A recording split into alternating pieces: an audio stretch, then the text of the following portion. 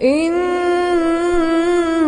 الذين قالوا ربنا الله ثم استقاموا تتنزل عليهم الملائكة ألا تخافوا.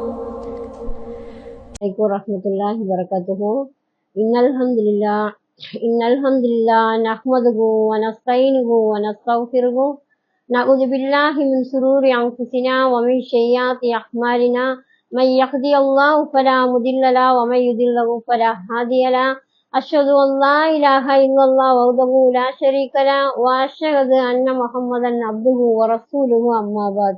يا أيها الناس اتقوا ربكم الذي خلقكم من نفس واحدة وخلق منها زوجها وبث منهما رجالا كثيرا نساء واتقوا الله الذي تساءلون به والأرحام إن الله كان عليكم رقيبا.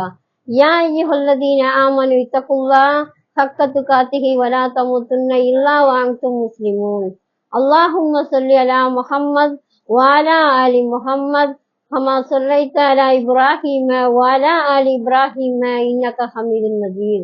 اللهم بارك على محمد وعلى آل محمد كما باركت على إبراهيم وعلى آل إبراهيم إنك حميد مجيد. رب اشرح لي صدري ويسر لي أمري واحلل عقدة من لساني يفقهوا قولي ربي زدني علما. எல்லாம் வல்ல அல்லாஹ்வின் நல்லடியார்களே, நபிகள் நாயகம் ஸல்லல்லாஹு அலைஹி வஸல்லம் மீதும் அன்னாரின் குடும்பத்தார் மீதும் உத்தம ஷஹாபாக்கள் மீதும் ஷஹாபிய பெண்மணிகள் மீதும் தாபீன்கள் மீதும் தபா தாபீன்கள் மீதும் உங்கள் மீதும் என் மீதும் அல்லாஹ்வின் சாந்தியும் சலாமும் என்றென்றும் நிலவட்டுமாக என்று கூறி என் உரையை ஆரம்பம் செய்கிறேன். அதாவது நம்ம என்ன பார்க்க போறோம் அப்படின்னா, கல்வியோட அவசியத்தை பத்தி பார்க்க போறோம். அதாவது இப்ப இருக்கிற காலகட்டத்துல இஸ்லாமிய மக்கள்கிட்ட நம்ம கேட்டோம்னா, உங்களுக்கு உலக கல்வி முக்கியமா இல்ல மார்க்க கல்வி முக்கியமானா என்ன சொல்லுவாங்க? கண்ணை மூடிட்டு மார்க்க கல்வி தான் அப்படின்னு சொல்லிடுவாங்க இல்லையா? என்ன சொல்லுவாங்க? கண்ணை மூடி எங்களுக்கு மார்க்க கல்வி தான் மிக மிக அவசியம் சொல்லுவாங்க. ஆனா நம்ம நடைமுறையில பார்த்தோம்னா நம்மளுக்கு தெரிஞ்சிரும் அது அவங்களுக்கு முக்கியம் இல்லைங்கிறது நம்மளுக்கு புரிஞ்சிடும். வெறும் வாய் வார்த்தைகளால சொல்லுவாங்களே தவிர அது உண்மையான்னு பாத்தீங்கன்னா உண்மையே கிடையாது. ஏன்னா இந்த உலக கல்விக்கு ரொம்பவுமே முக்கியத்துவம் கொடுக்கறவங்களாதான் இருக்காங்க இல்லையா? அதாவது இப்போ என்ன செய்யறாங்கன்னா, காலையில மதர்சா 1 மணி நேரம் அனுப்புறாங்க, சாயந்தரம் 1 மணி நேரம் 5 to 6 அந்த மாதிரி அனுப்பக்கூடியவங்களா தான் இருக்காங்க. அதே இந்த உலக கல்விக்கு எவ்வளவு முக்கியத்துவம்னா, காலையில 9 to 5 மணி வரைக்கும் ஸ்கூல் இருக்கு. அதுக்கு அவங்க என்ன பண்றாங்கன்னா, ஆட்டோ வைக்கக்கூடியவங்களா இருக்காங்க, இல்லைன்னா அவங்களே கொண்டு போய் விட்டு கூட்டிட்டு வரவங்களா இருக்காங்க. பணம் செலவிடுறாங்க. எப்படின்னா, எந்த ஸ்கூல்ல சேர்த்தனா நமக்கு ஒரு லேபிள் கிடைக்கும், நம்ம பிள்ளைங்க இந்த ஸ்கூல்ல படிச்சாதான் இவ்வளவு ஒரு மதிப்புங்கிற மாதிரி காலகட்டம் மாறிடுச்சு. அப்ப என்ன பண்றாங்க, 50,000 இருந்து லட்சம் வரைக்கும் கொடுக்கக்கூடியவங்களா இருக்காங்க. எதுக்காக? உலக கல்விக்காக. ஆனா மார்க்க கல்விக்கு யாராவது இந்த அளவுக்கு செலவு பண்றாங்க? ரொம்ப யோசிப்பாங்க. இப்ப இந்த பொள்ளாச்சி மக்கள் இருக்காங்க இல்லையா, ஆயிரக்கணக்கான மக்கள் இங்க இஸ்லாமியர்கள் வாழக்கூடியவங்களா இருக்காங்க. ஆனா பாத்தீங்கன்னா ஒரு 5 to 10 வரைக்கும் பெருக்கி எடுத்தாலும் கூட ஆலிமா படிக்கிறாங்களான்னா நீங்க பாத்தீங்கன்னா ரொம்ப குறைவா தான் இருக்கும். ஒரு 10 பேர் வர்றதே பெரிய விஷயமா இருக்கும். அந்த அளவுக்கு கம்மியா தான் இருப்பாங்க. ஏன்னா அல்லாஹ் இந்த ஊர்ல இவ்வளவு பேர்த்த படைச்சாலும் அல்லாஹ் யாரை தேர்ந்தெடுக்கிறான்? ஒரு 5 பேர் 10 பேர் தான் இந்த மார்க்கத்துக்காக செலவிடுறாங்க. அப்ப அவங்க என்ன பண்றாங்கன்னா, பொய் சொல்லக்கூடியவங்களா இருக்காங்க. நாங்க மார்க்க கல்வி முக்கியத்துவம் சொல்றாங்களா, அது ஒரு சரித்து மாதிரி காலையில மலை மக்க போய் ஓதிட்டு வரட்டும்ங்கிற மாதிரி வந்துருச்சு. இத மக்க படிக்கணும். ஆனா மக்க மட்டும்தான் இந்த கல்வி படிக்கணுமா? இல்ல, பெற்றோர்களும் படிச்சுதான் இருக்கணும். ஏன்னா இந்த குழந்தைங்க வீட்டுக்கு நம்மள்ட்ட பாடம் சொன்னா அதை கேட்க தெரியணும்ல நம்மளுக்கு. அப்ப நம்ம அதை என்ன பண்றோம், அந்த அறிவுத்திறனை வளர்த்தக்கூடியவங்களா இருக்கிறோம் பார்த்தா ரொம்ப கம்மி இல்லையா? நம்ம என்ன செய்யணும்னா, இந்த குழந்தைகளை அனுப்பிடுறோம், அவங்க படிக்கிறாங்க, இதுதான் வாழ்க்கை. இந்த கபர் வாழ்க்கை இருக்குல்ல, இந்த கபர்ல கேள்வி கணக்கு இந்த குழந்தைகளுக்கு மட்டுமா நம்மளுக்குமா? நம்மளுக்கும் தான் இருக்கு. அப்ப நம்ம இந்த மார்க்க கல்விங்கிற அல்லாஹ் தஆலா எல்லாத்துக்குமே தானே படைச்சிருக்கான். ஆதம் நபி முதல்ல நம்மளோட நபி முகமது நபி வரைக்கும் ஃபர்ஸ்ட் நம்மளுக்கு ஆரம்பம் என்னது? கல்வி தான் முதல்ல சொல்லி கொடுத்திருக்காங்க இல்லையா? இக்ரா பிஸ்மி ரப்பிக்கல்லதி ஹலக், இறைவன் பெயரால் ஓதுவீராக படிப்பீராகனா அல்லாஹ் முதல் வசனம் இறக்கப்படுறதே கல்வி பத்தி தான். அப்ப அந்த கல்விங்கிறது நம்மளுக்கு எவ்வளவு ஒரு முக்கியத்துவங்கிறது நம்ம தெரிஞ்சுக்கிறது இல்ல. நம்ம குழந்தைங்க படிச்சுட்டு வந்தா போதுன்னு மட்டும் நினைக்கிறோம். பெற்றோர்களும் நம்மளும் என்ன பண்றோம், நாளைக்கு அதே கேள்வி கணக்கு தான் நம்மளுக்கும். நம்மளும் இந்த சட்டத்திட்டங்களை அறிஞ்சு வைக்கணும். இந்த மார்க்க கல்வி மதரசாக்கு போய் படிக்கணுமான்னு கேட்டா, மதரசால தான் நம்ம போய் படிக்கணுமா அப்படின்னா இல்ல. இப்ப வந்து என்ன சொல்றது, சஹாபாக்களோட காலத்துல வந்து நாடு திறந்து ஹிஜ்ரத்து போய் ஹதீஸ்களையும் குரான் வசனங்களையும் படிக்கக்கூடிய சஹாபி பெண்மணிகள் சஹாபாக்கள் இருந்தாங்க.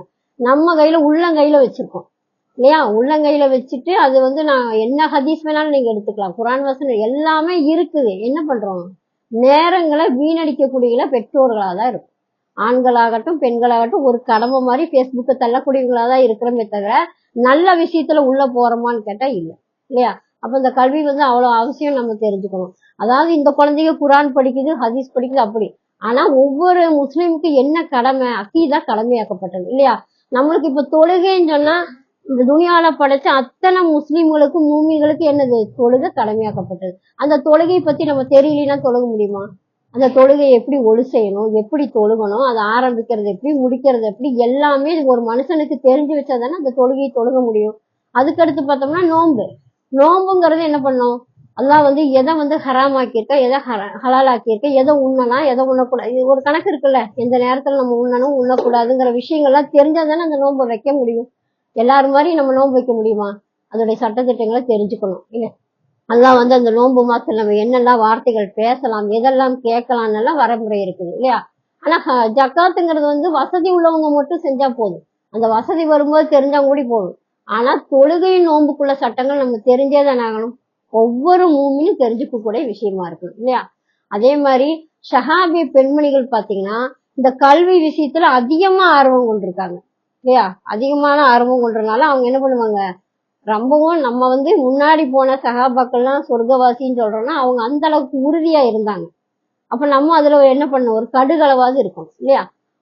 அதாவது ஐமன் இருக்காங்கல்ல ரலியல்லாஹு அன்ஹா, அவங்க என்ன பண்றாங்கன்னா ரசூலா இருக்கிற காலத்துல அல்லாஹ்வுடைய தூதர் என்ன பண்ணுவாங்கன்னா அவங்கள போய் சந்திக்கக்கூடியவங்களா இருந்தாங்க. யாரைய, ஐமன் ரலியல்லாஹு அன்ஹாவை போய் சந்திப்பாங்க. அப்ப ரசூலா வந்து மரணம் அடைஞ்ச பின்னாடி என்ன பண்றாங்கன்னா ஆட்சியில் இருக்காங்க அபூபக்கர் ரலியல்லாஹு அன்ஹு. அப்ப கூட உமர் ரலியல்லாஹு, பாக்கி உள்ள சஹாபாக்கள் என்ன பண்றாங்க, நம்ம போய் அந்த சஹாபி பெண்மணி போய் பார்த்துட்டு வரலாம், ரசூலா எப்பவும் சந்திக்கக்கூடியவங்க தானேன்னு சொல்லி போய் பார்க்க போறாங்க.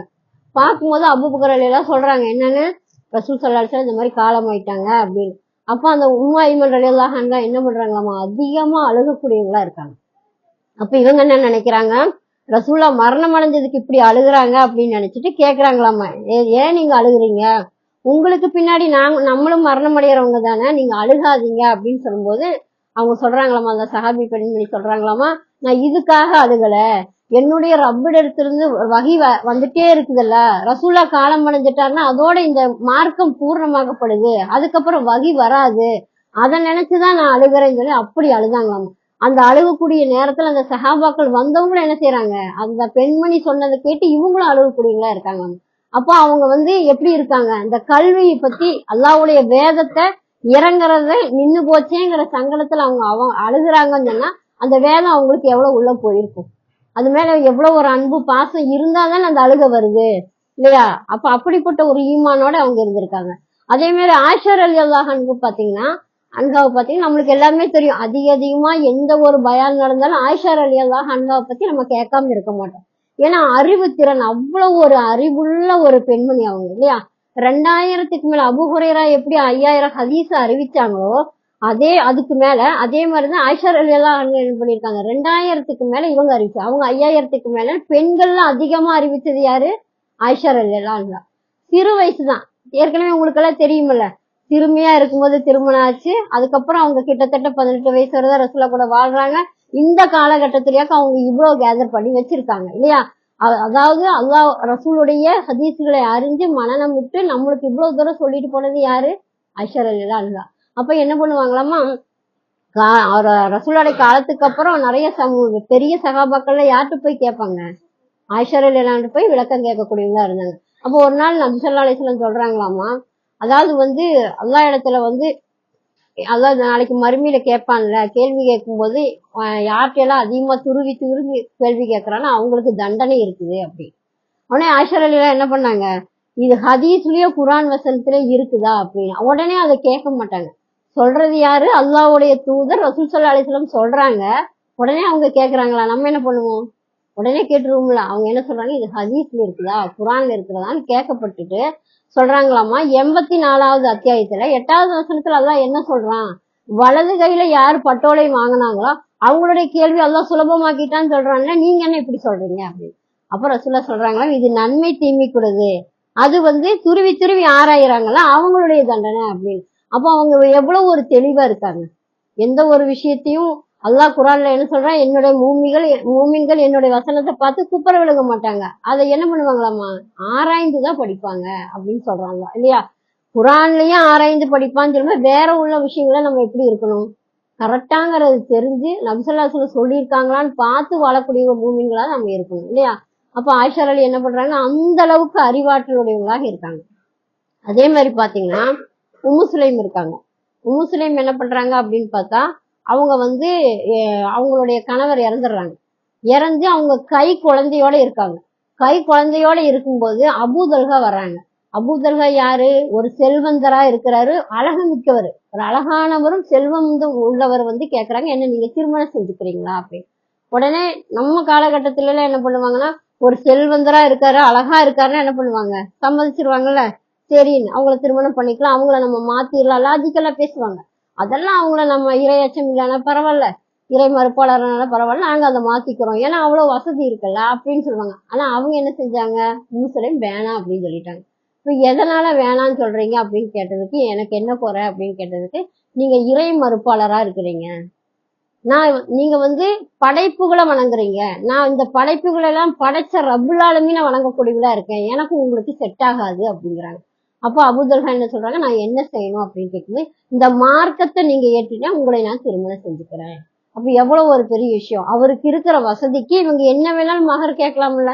இப்ப இருக்கிற காலத்துல பிள்ளைங்க என்ன பண்றாங்க, தௌஹீதுங்கிற முறையில மகரன்னு சொல்லி இருக்கிறவங்களை எல்லாம் கஷ்டப்படுத்துற பிள்ளைகளா இருக்காங்க. 3 பவுன் போடுறீங்களா, 5, அவங்களுடைய வசதிக்கு ஏற்ப நம்ம கேட்கணும். பெண்களுடைய இஷ்டமானாலும் யாருக்கு என்ன சூழ்நிலைன்னு அறிஞ்சு கேட்கக்கூடிய மக்களாவும் நம்ம இருக்கணும் இல்லையா. அப்ப அவ்வளவு வசதி இருந்தா அவங்க என்ன சொல்றாங்க, இந்த மார்க்கத்தை நீங்க ஏத்துக்குங்க, நாங்க அதுக்காக உங்களை நாங்க திருமணம் செஞ்சுக்கிறோம் அப்படின்னு சொல்லி மார்க்கத்துக்காகவே இல்லையா, இஸ்லாத்துக்காகவே தன்னுடைய வாழ்க்கையை அர்ப்பணம் செய்யக்கூடிய சஹாபி பெண்மணிகளும் இருக்காங்க இல்லையா. ஆனா நம்ம இப்ப இருக்கிற காலத்துல இப்ப மக்கள் மதரசாக்கு வர்றாங்க, படிக்கிறாங்க, எல்லாமே சரிதான் இல்லையா. நம்ம பெற்றோர்கள் அனுப்புறோம், படிக்கிறாங்க, எல்லாமே ஒரு சரியான விஷயமா போனாலும் என்ன பண்றாங்க அப்படின்னு கேட்டீங்கன்னா, வீட்டுல போனா இந்த மக்களுடைய நடவடிக்கையில வேற மாதிரிதான் இருக்கும். நம்ம சகோதரிகள் என்ன பண்றாங்கன்னா, நிறைய பேர் என்ன பண்றாங்கன்னா, நம்ம இப்ப ஒரு கூட்டத்துக்கு வரோம் இல்லையா, ஒரு மதரசாக்கு போறோம், ஜுமாக்கு போறோம், நம்ம போகக்கூடியவங்களா தான் இருக்கோம், ஜுமாக்கெல்லாம் போறோம், இந்த மாதிரி பயான்களுக்கு போறோம், இந்த மாதிரி இடங்கள்ல எல்லாம் பாத்தீங்கன்னா நம்ம எல்லாரும் ஹிஜாபா அணியக்கூடியவங்களா தான் இருக்கும், பர்தா அணியறோம், இந்த ஹிஜாப் போட்டு வரோம். ஆனா அல்லாஹ்வும் ரசூலும் இந்த கருப்பு கலர் தான் போட்டு இப்படிதான் போடணும்னு சொல்லியிருக்காங்களா? அப்படி இல்ல. அதாவது இந்த கலர்ஸ் எல்லாம் எதுவும் கிடையாது, எந்த கலர் வேணாலும் போடலாம். அது பெண்களுக்கு எந்த ஒரு கலருமே அல்லாஹ் ஹராம் ஆக்கல, ரசூலா நம்மளுக்கு சொல்லி தரல. அப்ப நம்ம என்ன நினைச்சுக்கிறோம்னா, ஃபுல்லா கருப்பெல்லாம் போட்டு இப்படி போட்டு வந்தாதான் ஹிஜாபான்னு கேட்டா இல்ல, எல்லா கலர்லயும் நம்ம போடலாம். இல்ல நீங்க இப்ப சாரியே கட்டுறீங்கன்னு வைங்க, ஃபுல் கை போட்டு ஹிஜாப் போட்டாலும் அதுவும் ஹிஜாப் தான், சரிங்களா. இல்ல நல்ல ஒரு சுடிதார் ஆடைகள் மறைக்கக்கூடிய எல்லா விஷயங்களும் என்னது, ஹிஜாப் தான். அப்ப அதை நம்ம ஒரு இதா எடுக்கிறது. ஆனா என்ன பண்றாங்கன்னு கேட்டீங்கன்னா, இந்த மாதிரி ஒரு நடக்கிற ஒரு சொற்பொழிவு நடக்குதா, இல்ல நம்ம ஒரு பள்ளிவாசலுக்கு போறோமா, கடைவீதி போறோமா, எல்லாரும் ஹிஜாபோட போறோம். ஆனா தன்னுடைய வீட்டுல என்ன பண்றாங்க, ஹிஜாப் அணியாத பெண்களா இருக்காங்க. எப்படின்னு கேட்டீங்கன்னா, தன்னுடைய வாசப்படியில ஆண்கள் வருவாங்களா, வரமாட்டாங்களா, வருவாங்க. ஒரு மீன் வாங்குறாங்க, ஒரு காய்கறி வாங்குறாங்க, அந்த நேரத்துல நம்மளுக்கு ஹிஜாப் வேணுமா வேணாமா, கண்டிப்பா வேணும் இல்லையா. நம்மளுடைய கணவனை தவிர அந்நிய ஆட்கள் நம்மளுடைய என்ன பண்ணணும், ஹிஜாப் இல்லாம பார்க்கலாமா, பார்க்க கூடாது. அதுக்குள்ள சட்டத்தை அல்லாஹ் தரல. நம்ம இந்த உலகத்துல பெண்களும் சரி எப்படி வாழணும், மூமிகள்னா சிறைச்சாலை மாதிரிதான் நம்ம வாழ வேண்டிய வாழ்க்கை. ஏன், அப்பதான் நம்ம சொர்க்கத்துல போய் எல்லாம் அனுபவிக்க முடியும். சொர்க்கம்னா நமக்கு சும்மா கிடைக்குமா, அதுக்குள்ள வேலைகள்லாம் இங்க செஞ்சாதான் நம்மளுக்கு அங்க கிடைக்கும். நீ எவ்வளவுக்கும் அல்லாஹ் என்ன சொல்றான் வசனத்துல, நீ எவ்வளவுக்கும் வைக்கும் அவசரம் ஆமலா, உங்களின் செயல்களில் யார் அழகானவர் என்பதை சோதிப்பதற்காகவே நான் மரணத்தையும் வாழ்வையும் கொடுத்தேன்னு சொல்றான். நம்ம என்ன நினைக்கிறோம், அல்லாஹு தாலா இந்த வாழ்க்கையை எதுக்கு கொடுத்தான், நல்லா ஜாலியாவே இருந்துட்டு மௌத்தா போயிடலாம்ல, ஏன் நம்மளுக்கு கஷ்டம் வருது, அப்புறமா ஒரு சுகம் வருது, இதெல்லாம் நம்ம யோசிக்கிறோம்ல. அப்ப எல்லாம் என்ன சொல்றான், நீ உன்னோட மரணத்தையும் வாழ்வு எதுக்கு, நீ வாழும் போது அழகான முறையில நீ வாழ்றியா அப்படின்னு பாக்கறதுக்காக தான் அல்லாஹ் என்ன கொடுத்திருக்கான், இந்த வாழ்க்கையை கொடுத்திருக்கான் இல்லையா. அப்படிப்பட்ட வாழ்க்கை நம்ம என்ன பண்ணணும், ரபுல் ஆலமீன் சொன்ன மாதிரி அழகான முறையில வாழக்கூடியவங்களா இருக்கணும். அப்ப நம்ம என்ன, சிறைச்சாலை மாதிரிதான் வாழணும். ஹிஜாபுகள் எல்லாம் போடக்கூடியவங்களா தானே இருக்கணும் இல்லையா? அப்போ ஆஷா ரலியல்லாஹு அன்ஹா உங்களுக்கு தெரியுமில்ல, யாரது, ஃபிரௌனுடைய மனைவி. அவங்களுடைய கணவர் எப்படி இருந்தாரு, தில் அவுதாது, அல்லாவே சொல்றான். ஃபிரௌனுடைய ஆட்சி பெரும் ஆட்சியா இருக்கு. அவங்களுடைய ஆட்சி எப்படி இருக்கு, பிரம்மாண்டமானதா இருக்கு. யாரோடது, ஃபிரௌனோடது. ஃபிரௌன் என்ன பண்றான், ஆண் மக்களை எல்லாம் கொன்று பெண் மக்களை எல்லாம் வாழக்கூடிய வைக்கிறான் இல்லையா? அப்படிப்பட்ட ஃபிரௌனுடைய மனைவி தான் ஆஷா ரலியல்லாஹு அன்ஹா. அவங்க என்ன பண்றாங்க, ஆசிர் அலியா என்ன பண்றாங்க அப்படின்னு கேட்டீங்கன்னா, அவ்வளவு ஒரு அரண்மனையும் பெரிய ஒரு மன்னராட்சி. அப்படிப்பட்ட ஆட்சியில வாழக்கூடியவங்க யாரை தேர்ந்தெடுத்தாங்க, மூசா நபியுடைய இறைவனான அல்லாஹ் தான் தேர்ந்தெடுக்கிறான் இல்லையா? என்னுடைய ரப்பு தான், யா அல்லாஹ் இந்த ஃபிரௌனுடைய வேதனையை நான் பொறுத்துக்கிறேன், எனக்கு என்ன தரணும், அல்லாஹ் இடத்துல ஒரு மாளிகை எனக்கு கொடு யா அல்லான்னு கேட்டாங்க இல்லையா? அவங்களுக்கு இப்படி கை சுண்டனா என்ன வரும், என்ன வேணாலும் நகைகள் வரும், ஆபரணங்கள் எல்லாமே வரக்கூடியதா இருக்குது. ஆனா அவங்க இதையெல்லாம் விட்டு அவங்க என்ன பண்றாங்க, இந்த உலக ஆசை வேண்டாம், நிரந்தரமான சொர்க்கத்துல எனக்கு இடம் வேணும்னு நல்லா இடத்துல கேட்கறாங்க இல்லையா? அப்போ அவங்க ஃபிரௌன் கொடுமைப்படுத்தி கொல்லக்கூடியவனா இருக்கான். இருந்தாலும் அதையெல்லாம் சகிச்சு எதுக்காக வாழ்ந்தாங்க, மறுமைக்காக, அந்த சொர்க்கத்துக்காக வாழ்ந்திருக்காங்க. அப்படிப்பட்ட பெண் மக்களா தானே நம்ம இருக்கணும். நம்ம அந்த நம்ம தாய் தப்பம் கரெக்டா இருந்தாலும் நம்ம மக்களும் அது மாதிரி வரும். அப்ப நம்ம என்ன பண்ணணும்னா, சஹாபிய பெண்மணிகளை நம்ம மக்களுக்கு எடுத்து சொல்லக்கூடியவங்களா இருக்கணும் இல்லையா? அதிகம் இப்ப வீடுகள்ல என்ன நடக்குதுன்னு கேட்டீங்கன்னா, மொபைலுங்கிறது ஒரு நல்ல விஷயம்தான். ஏன்னா நம்மளுக்கு இருந்த இடத்துல எத்தனையோ கல்விகளை கத்துக்கலாம் இல்லையா? அரபி வேணுமா, இங்கிலீஷ் வேணுமா, ஹிந்தி வேணுமா, எந்த லாங்குவேஜ் வேணாலும் கத்துக்கலாம், ஹதீஸுகளை படிச்சுக்கலாம், ஒரு நல்ல விஷயம் அதுல இருக்கு. ஆனா அது சைத்தான் தானே. முதல்ல டிவிங்கிற சின்ன சைத்தானா, இப்ப பெரிய சைத்தான் எதுன்னு கேட்டா இந்த மொபைல். எல்லாரோட கையிலயும் மொபைல் இருக்கு. அப்ப அதை எடுக்கும் போதே அகுது சொல்லி நம்ம எடுக்கக்கூடியவங்களா இருக்கும். ஆனா நம்ம என்ன பண்றோம்னா, சிலர் பெண்கள் சமையல்ங்கிற பேர்ல பல மணி நேரத்தை ஓட்டக்கூடியவங்களா இருக்கு. பாத்திருக்கீங்களா? ஒரு ஒரு ஒரு பார்க்கலாம், ஒரு சின்ன ஒரு ரெசிபி பார்க்கலாம்னு நினைப்போம், பலதும் பார்த்துருவோம், பத்தெல்லாம் பார்த்துருவோம். டைம் எப்படி போகுதுன்னு தெரியாது. அதே ஓத போறீங்க, ஒரு பேஜ் ஒரு ஐன் ஓதுறதுக்குள்ள போது ஒரு மாதிரி இருக்குன்னு எந்திரிச்சிரும். ஆனா மொபைலுங்கிற விஷயத்துல மணிக்கூர் கணக்குல பார்ப்போம், நம்மளுக்கு சலிப்பே வராது. ஏன்னா ஷைத்தான் நம்ம கூட பாருன்னு சொல்லிட்டு இருக்கான் இல்லையா? அப்ப நம்ம பார்க்கும்போது நம்மளோட குழந்தைகள் என்ன பண்ணும், அதையவே தான் பார்க்கும். இப்பெல்லாம் வீட்டுல எப்படி அத்தாக்கு ஒரு போனு, அம்மாவுக்கு ஒண்ணு, பிள்ளைகளுக்கு ஒண்ணு. அப்ப இந்த பக்கம் திரும்பி அத்தா போன்ல பேஸ்புக் தள்ளுவாரு, இந்த பக்கம் அம்மா சமையல் பார்த்துட்டு இருப்பாங்க. அப்ப குழந்தைங்க என்ன பண்ணுவாங்க, நீங்க 2 பேரும் இப்படி பார்த்தா நான் என்ன பண்ணேன், நானும் பாக்குறேன்ட்டு அது ஒரு பொம்மை சேனல் வச்சு பார்த்தா, அப்ப நம்மளுடைய அறிவு திறன்களை எப்படி நம்ம வளர்த்த முடியும்? ஆயிஷா ரலியல்லாஹு அன்ஹா 2000க்கு மேல ஹதீஸ அறிவிச்சிருக்காங்கன்னா அவங்க எழுதி படிச்சாங்களா? எல்லாம் உள்ளத்துல வாங்கிதான் சொல்லி கொடுத்துருக்காங்க. அப்ப அந்த உள்ளத்தினால எப்படி கொண்டு போனாங்க? இந்த மாதிரி எல்லாம் வேலைகள் செஞ்சிருந்தா அவங்களால கொண்டு போக முடியுமா? நம்ம என்ன நினைக்கிறோம் தெரியுமா, நம்மளால படிக்க முடியாதுன்னு நினைக்கிறோம். அதெல்லாம் சும்மா. உங்க வீட்டுல என்னெல்லாம் ஐட்டம் வைப்பீங்க? குழம்புன்னா பல விதமா வைப்பீங்களா? என்னென்னமோ குழம்பு வைப்பீங்களா? சாப்பாடு இந்த விதமா கெஸ்ட் வந்துட்டாங்கன்னா என்னென்ன வகையான ஜூஸ் எல்லாம் போடுவோம். அப்ப அந்த அறிவு இருக்கிறதுனாலதான் இத்தனை வேலையும் செய்யறோம். நம்ம வீட்டுல இருக்கிற வீடுகளை சுத்தம் பண்ண தெரியுது இல்லையா, கிளீன் பண்றோம், வரவங்களை எல்லாம் வரவேற்க தெரியுது, யாராட்ட எப்படி பழகணும் தெரியுது, எப்பவோ பார்த்தவங்களெல்லாம் இப்ப ஞாபகம் வச்சிருக்கோம். அப்ப நம்மளுக்கு அறிவு இருக்கா இல்லையா?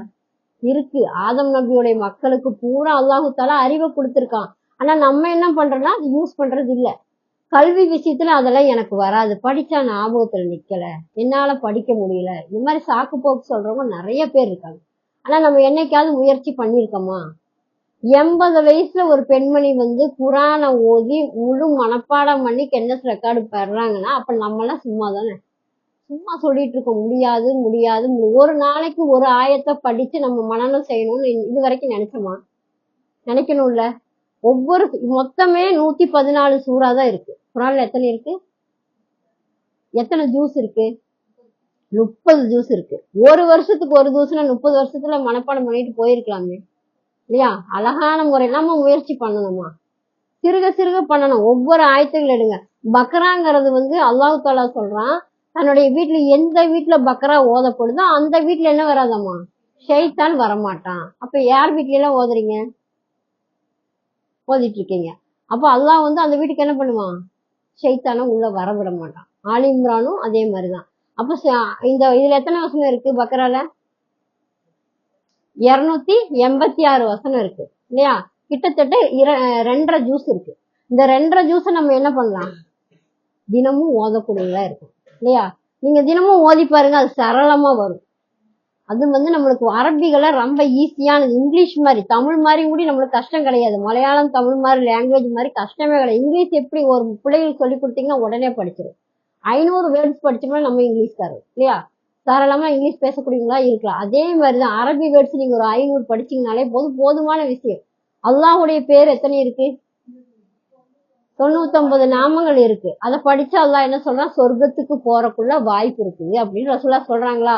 அந்த 99 பேரை படிச்சு அதனுடைய அர்த்தங்கள் தெரிஞ்சு அது எந்தெந்த இடத்துல எல்லாம் குரான்ல வரும். அப்போ உங்களுக்கு எவ்வளவு அர்த்தங்கள் தெரிஞ்சுக்கலாம் சொல்லுங்க பார்க்கலாம். சின்ன சின்ன சூறாக்கள் நீங்க மனனம் பண்றீங்க, அதோடைய தர்ஜுமா படிக்கிறீங்க. ஏகதேசம் எத்தனை தெரியுங்களா? அதே திரும்ப திரும்ப வரக்கூடியதா இருக்கு. மனனம் பண்றதுக்கு குரான் ஈஸியான விஷயம். வேற வேற வராது. ஒண்ணு இல்ல தவிரன்னு வந்துச்சுன்னா அது பல இடத்துல வரக்கூடிய 40 தடவை வரலாம், 50 தடவை வரலாம், 100 தடவை வரலாம். சரிங்களா? இன்ன அப்படி நிச்சயமாக அப்படின்னு வரக்கூடியதான இன்னல்லாக நிச்சயமா அல்லாஹ் மகசாபிரின் இல்லையா? அதான் இன்னல்லாக மகசாபிரின்றனால என்னது? அல்லாஹ் பொறுமையாளர்களுடன் இருக்கிறான்னு சொன்னா அது நிறைய இடத்துல வரும். நீங்க 1 மனப்பாடம் பண்ணீங்கன்னா 10 மனப்பாடம் பண்ணாங்க. சரிங்களா? குரானை கஷ்டமாவே நினைக்காதீங்க, ஈஸியா கொண்டு வாங்க. ஒரு ஆயத்து பக்கரால 286 286 நாள் படிக்கலாமே. ஒரு வசனம் ஒரு நாளைக்கு எடுக்கணும், முயற்சி பண்ணணும். ஷைத்தான் நம்மளே என்ன பண்ணுவான்? எடுத்தக்கூடியவனாதான் இருப்பான். அவனுக்கு வழி போகாம மேக்சிமம் நம்ம என்ன பண்ணக்கூடியவங்களா இருக்கணும்? இந்த உலகத்துல சிறந்தவங்க ரசூலை யார சொல்றாங்க? தானும் கற்று பிறருக்கும் கற்றுக் கொடுப்பவரே உங்களில் சிறந்தவர் சொல்றாங்க. அந்த பாக்கியம் நம்மளுக்கு வேணுமா வேண்டாமா? நம்ம ஒன்னும் ஸ்டேஜ் போட்டு பேச வேண்டாம், மைக்கு பிடிச்சு பேச வேண்டாம். நம்ம ஃபேமிலியில இருக்கிறவங்களுக்கு சொல்லி தரலாமா இல்லையா? நீங்க படிச்ச ஒரு லைனை உங்க குழந்தைக்கு சொல்லி கொடுத்தாலும் அந்த குழந்தை திரும்ப யாருக்கு? இந்த எல்லா விஷயத்திலும் நன்மை இருக்கிறத விட இந்த மார்க்க கல்வியில் இருக்கிற நன்மை அதிகமான நன்மை. வாழையடி வாழையா உங்களுக்கு என்ன வரும்? சதக்கத்துல் ஜாரியா வந்துட்டே இருக்கும். உங்களுக்கு நிரந்தரமான நன்மை எதுல கிடைக்கும்? இந்த படிக்கிறதுல. இத நீங்க ஆசையோட படிக்கக்கூடியவங்களா இருக்கணும். குரான் ரம்லான் மாசம் வரப்போகுது. நம்ம சாதாரண நாட்கள்ல நம்ம ஒரு எழுத்துக்கு எத்தனை நன்மை? அப்ப அல்லாஹ் தஆலா 2-3 மடங்கு அதிகமாவே நம்மளுக்கு தரக்கூடியவனா இருக்கான். அப்ப அந்த ரம்லான் மாசத்துல அந்த குரானை எடுத்து வச்சு பார்த்தாலே, ஓத தெரியலினாலும் நீங்க பார்த்தா அந்த தர்ஜுமா படிச்சாலே அல்லாஹ்வும் நன்மையை தரான். எத்தனையோ பேர் கோடிக்கணக்கான காசுகளை கொடுத்து, லட்சக்கணக்கான காசுகளை கொடுத்து தர்மம் பண்ணி நன்மையை சம்பாதிக்கிறாங்க. ஆனா இருந்த இடத்துலயே ஒரு எழுத்துக்கு இவ்வளவு நன்மைன்னு சொல்லி நம்ம எவ்வளவு சம்பாதிக்கலாம்?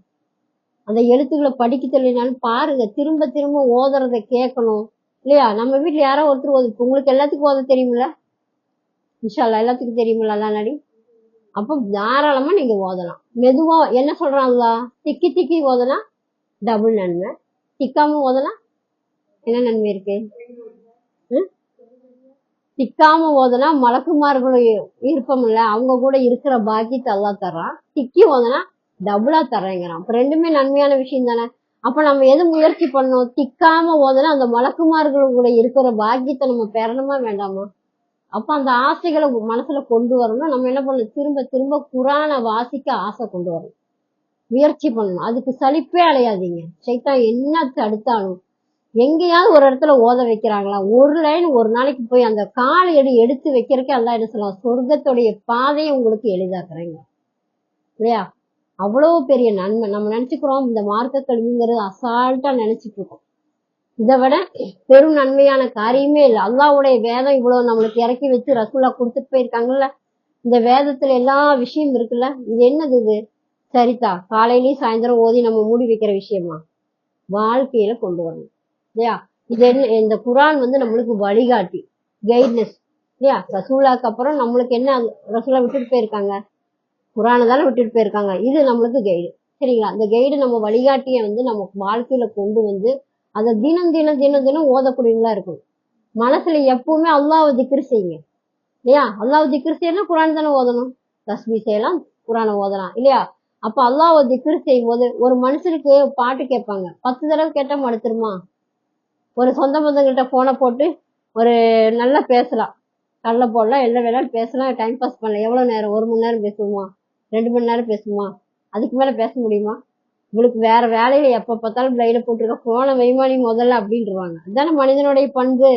ஆனா அல்லாஹ் இடத்துல திரும்ப திரும்ப நம்மளுடைய என்ன நாட்டங்கள் இருக்கு அது சொன்னா அல்லாஹ் நம்ம திருப்பி அனுப்புறானா? என்னுடைய அடியா நான் முதல் வானத்துக்கு இறங்கி வரும்போது என்னிடத்துல கையேந்தி கேட்டா நான் திருப்பி அனுப்ப வெக்கப்படுறேங்கிறாங்க. அப்ப நம்ம கேட்கக்கூடியவங்களா இருக்கோமா? கேட்கணும்ல.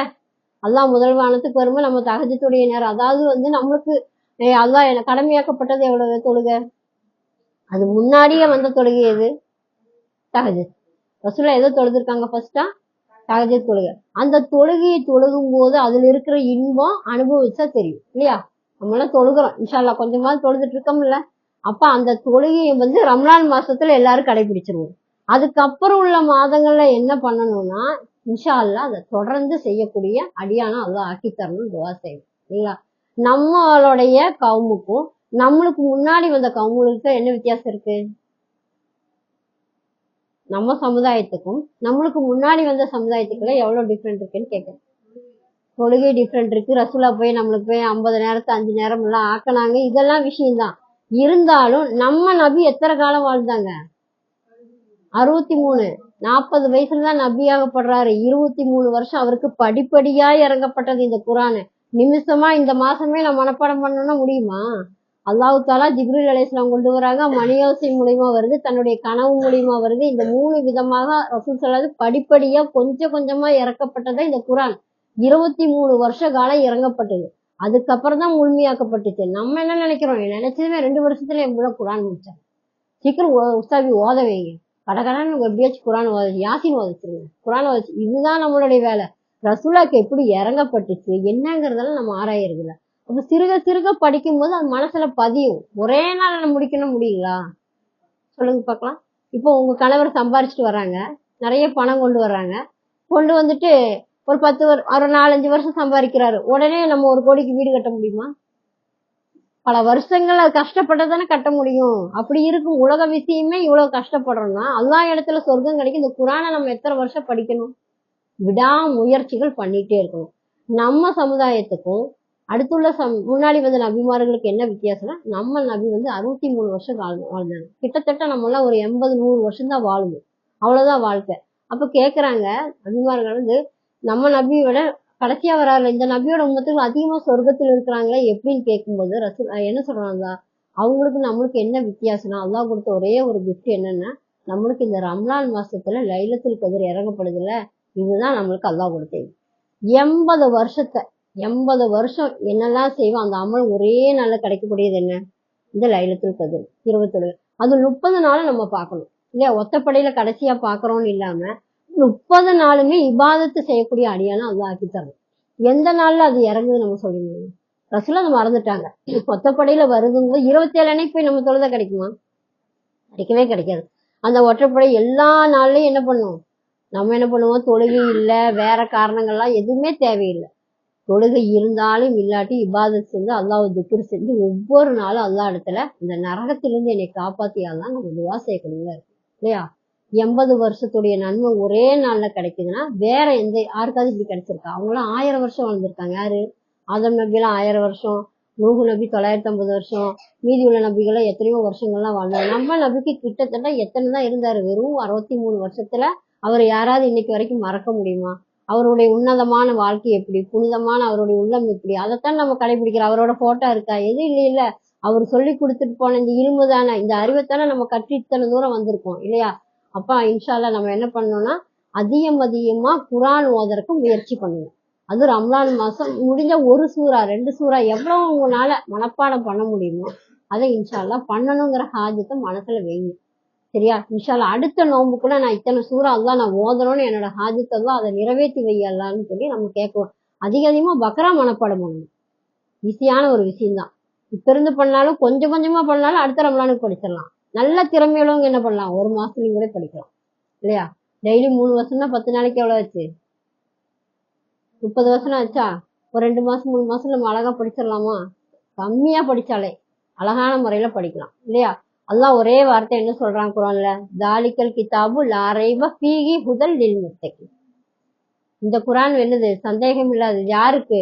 அல்லாஹ் மேல பயம் யாருக்கு இருக்குதோ அவங்களுக்கு தான் இத்தனையுமே. இந்த குரான்ல இந்த 30 ஜூஸ்ல வரக்கூடிய விஷயங்களும் யாருக்குன்னு சொல்லிட்டான்? அல்லாஹ் மேல பயபக்தி உள்ளவங்களுக்கும் சொல்லிட்டான். அப்ப அல்லாஹ்வை நம்ம அஞ்சனம்னா கண்டிப்பா நம்ம அதிகமா என்ன செய்யலாம்? நம்மளுடைய குழந்தைங்களோட ஹிஜாபுகளையும் நம்ம பார்த்துக்கணும். ஏன்னா நம்ம எப்படி நடந்துக்கிறோமோ அது மாதிரிதான் நம்ம குழந்தைங்க. ரசூலா என்ன சொல்றாங்கன்னா, ஆண் மாதிரி பெண் ஆடை உடுத்தினா சபிக்கிறாங்க, பெண்ணு ஆண் மாதிரி உடுத்தக்கூடாது. அது சொல்லப்பட்ட விஷயம். அப்ப நம்ம இங்கெல்லாம் வரும்போது ஹிஜாபு கொடுத்துட்டு வீட்டுக்கு போய் லெகின்ஸ், பெண் பிள்ளைகளுக்கு சொல்றேன், குழந்தைகளுக்கு, பெண் குழந்தைகளுக்கு லெகின்ஸ் போட்டுட்டு ஒரு பனியன் போட்டு இது மாதிரி நம்ம பழக்கி கொண்டு வரக்கூடாது. ஒரு 3-4 வயசுல இருந்தே அதை என்ன பண்ணணும்? மாத்தி கொண்டு வந்தாங்க. நம்ம என்ன பண்றோமோ அதுதான். 5ல வளையாதது 50 வரைக்கும் வளையவே வளையாது. சரிங்களா? அதனால நம்ம பெண் குழந்தைகளை வீட்லயே எப்படி இருந்து நம்ம கூட பிறந்த சகோதரன் ஆனாலும் அவங்க முன்னாடி எப்படி நடந்துக்கணுங்கிற விஷயம் இருக்குல்ல. நம்ம நம்ம கணவன், வயசான நம்ம மாமனார் முன்னாடி நம்ம ஹிஜாப் இல்ல மேல நம்மளுக்கு இருக்கும், தலையில் இல்லாம கூட நம்ம இருப்போம் இல்லையா? அது சட்டம் இருக்கு. மத்தபடி எப்போ என்ன பண்ணுவோம்? எல்லாரும் முன்னாடி ஹிஜாபோட இருக்கக்கூடியவங்களா தானே இருப்போம். அதே மாதிரி நம்ம குழந்தைகளுக்கு சொல்லி வளர்த்தக்கூடிய தாய்மார்களா இருக்கும். சின்ன குழந்தைதான் போட்டுக்குமா அப்படின்னு சொல்லாம அதை அப்படியே கொண்டு வரக்கூடியவங்களா இருக்கு. அதே மாதிரி கல்விங்கிறது என்னது? நம்ம எல்லாமே படிச்சிட முடியுமா? அல்லாஹ்வை தவிர எல்லாருக்கும் எல்லாமே தெரியுமா? யாருக்குமே தெரியாது. நபிமார்கள் இறைவனுக்கு மட்டும்தான் மொத்தமா தெரியும். அப்படி இருக்கும்போது நம்ம என்னது? கற்றது கையளவு, கல்லாதது உலகளவு இருக்கு. அப்ப நம்ம கற்றதை வச்சு பார்த்தோம்னா படிக்காத நிறைய விஷயங்கள் இருக்கலாம். அப்ப திரும்ப திரும்ப திரும்ப நம்மளுடைய மரணம் வரைக்கும் அதிகமான ஹதீசுகளை படிக்கக்கூடியவங்களா இருக்கு. உங்க குழந்தைகளுக்கு குரான் கற்றுக் கொடுக்குறீங்க, இருந்தாலும் ஹதீசுகளை கிட்டத்தட்ட ஒரு 50 ஹதீஸ் படிச்சாலும் அந்த குழந்தை எந்த ஹதீஸுக்கு போனாலும் அது பதில் சொல்லிடும். புரிஞ்சாமா? இப்ப அந்த அளவுக்கு நம்ம என்ன பண்ணோம்னா, அல்லாஹ்வுடைய ரசூல் என்ன சொன்னாங்க, சஹாபி பெண்மணிகள் என்ன சொன்னாங்க, ஆயிஷா அலி என்ன சொல்லியிருக்காங்க, முஸ்லிம் என்ன சொல்லியிருக்காங்க, ஹபீபா என்ன சொல்லியிருக்காங்க இல்லையா, ஆஷிப் அலி என்ன சொல்லியிருக்காங்க, உமர் அலி என்ன சொல்லியிருக்காங்க. நம்ம ஒவ்வொரு சஹாபாக்களுடைய பேர்களை அவங்கள பதிய வைக்கணும். அவங்க என்னென்ன சொல்லி தந்திருக்காங்கன்னு நம்ம பார்க்கணும். சரியா? ஐஷர் அலின்னு சொன்னாலே ஒரு ஹதீஸ் டக்குன்னு ஞாபகம் வந்துடணும். இப்ப நம்ம கேட்ட ஹதீஸ் என்ன பண்ணலாம்? மனதுல வைக்கணும். 10 கேட்டாலும் ஒரு விஷயத்துல உள்ளத்துல கொண்டு போய் நம்ம ரிலேஷன் ஆனாலும் அக்கா தங்கச்சி ஆனாலும் நம்ம குழந்தைகளானாலும் நம்ம சொல்லி தரணும். ரசூலா என்ன சொல்றாங்க, என்னிடத்துல இருந்து எதை கற்றீங்களோ அதை பிறருக்கு சொல்லுங்க அப்படின்னு. சின்ன விஷயமானாலும். அப்ப இன்ஷா அல்லாஹ் நம்ம எதையெல்லாம் கேட்டோமோ அதன்படி நடக்க அல்லாஹு தஆலாவிடம் துஆ செய்தவளாக சொர்க்கத்திலே உயர்ந்த சொர்க்கமான ஜன்னத்துல் ஃபிர்தௌஸில் சந்திக்கக்கூடிய மக்களாக உங்களையும் என்னையும் நிரந்தரமாக ஆக்கி அருள் புரிவானாக. வாஹிருதானா அல்ஹம்துலில்லாஹி ரப்பில் ஆலமீன். அஸ்ஸலாமு அலைக்கும் வரஹ்மத்துல்லாஹி. அஸ்ஸலாமு அலைக்கும் வரஹ்மத்துல்லாஹி வபரகாத்துஹு. இந்த வீடியோக்கு லைக் பண்ணுங்க, ஷேர் பண்ணுங்க, சப்ஸ்கிரைப் பண்ணுங்க, மறக்காம பெல் ஐகானை கிளிக் பண்ணிடுங்க.